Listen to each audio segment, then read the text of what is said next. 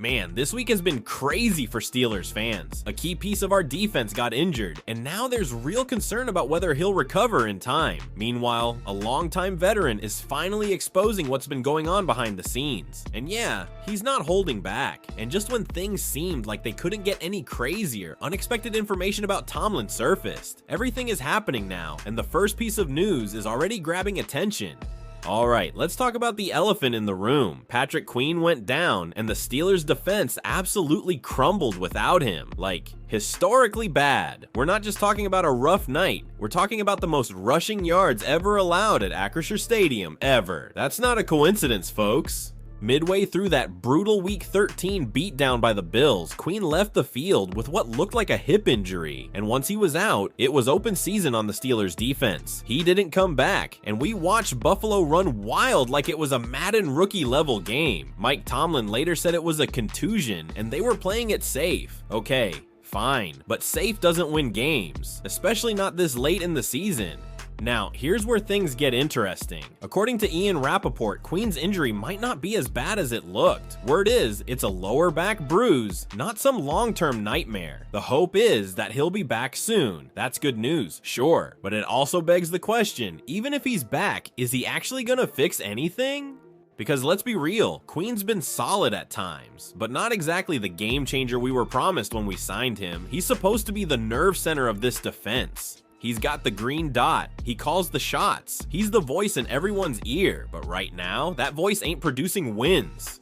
The run defense is a mess, the tackling's been sloppy, communication breakdowns left and right, and Queen, as the leader of that unit, hasn't exactly been a force of stability. He's not playing like a top-tier linebacker, and when your field general is struggling, the whole army feels it. Now, if Queen can't go next week, we're looking at Peyton Wilson, Malik Harrison, and Cole Holcomb in a linebacker rotation that's already been underwhelming. Harrison's snap count is going up, sure, but none of those guys are taking control out there. Not like a playoff contender needs. So yeah, getting Queen back would be huge, but unless he levels up and starts playing like a tone setter, this defense might keep bleeding yardage like a broken faucet. There are 5 games left, 5 chances to salvage something out of this spiral, but honestly, the spiral might already be too deep, and just when you think the injury crisis is the worst of it, wait till you hear what Mike Tomlin had to say after the game. This next part's even more frustrating. Alright, let's talk about Mike Tomlin, because if you watched that post-game press conference after the 26-7 demolition by the Bills, you probably felt the same thing we all did. What the hell is this guy even talking about anymore? The team just got embarrassed.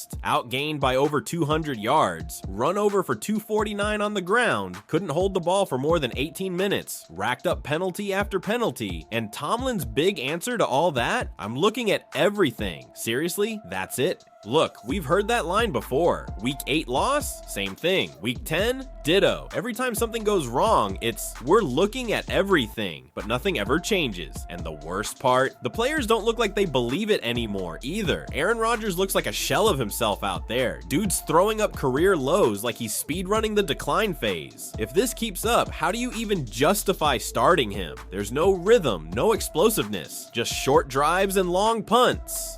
And defensively, it's not just about talent, it's about trust. Multiple players have hinted they're not on board with the current scheme. They've straight up said they prefer a different approach. And what's Tomlin doing? Seems like he's ignoring them. The result? Confusion, miscommunication, and gaping holes everywhere, especially in the run game. Here's a brutal stat for you. In the first 29 minutes of that Bills game, we gave up 0 points thanks to 2 takeaways. But in the next 31 minutes, 26 unanswered. The second we stop forcing turnovers, we fall apart.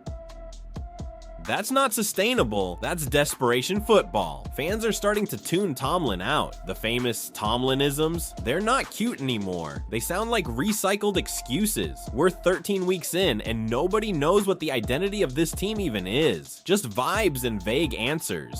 And yeah, we're still technically tied for the AFC North lead, but does it feel like it? Not even close. We've lost 4 of the last 6. Confidence is shot, chemistry looks shaky, accountability nowhere to be found. Tomlin says he's evaluating everything. Cool, but if he's serious, that evaluation better start with the man in the mirror, because right now, the standard isn't the standard, it's slipping fast. And just when fans thought things couldn't get more tense, a big-time NFL insider dropped a take that caught everyone off guard. This one's gonna stir debate. Alright, let's get into the bombshell that dropped after all the chaos. Because while Acrisure Stadium was echoing with "Fire Tomlin" chants, Adam Schefter went live on ESPN and basically said, yeah, that's not happening. Let's be clear, Steelers fans are mad, like really mad. That loss to the Bills wasn't just ugly, it was historic. Worst rushing defense in stadium history, offense stuck in neutral, and 0 answers from the top. It's no surprise fans finally snapped. But according to Schefter, doesn't matter.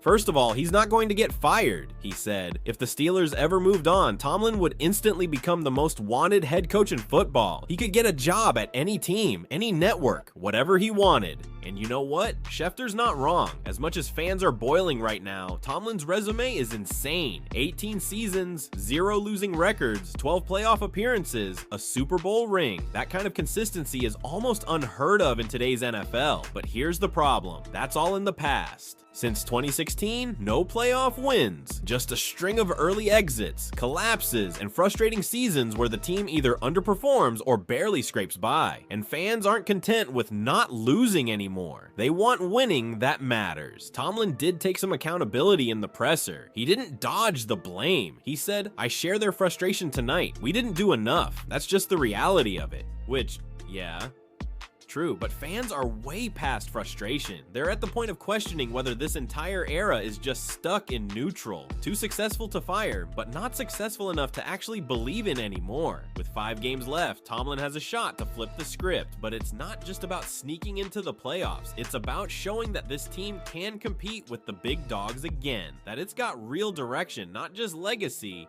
Next up, Baltimore, a divisional bloodbath on national TV, the kind of game that can either reignite hope or pour gasoline on the fire. No one's saying Tomlin's not a great coach, but in Pittsburgh, the bar isn't great, it's legendary, and right now fans are wondering if he's still got that in him. It's getting real out here. Injuries, excuses, and now even national media saying relax, he's safe. But what about results? What about us fans? You still trust Tomlin to turn this around? Drop your take in the comments, and don't forget to subscribe to stay in the loop.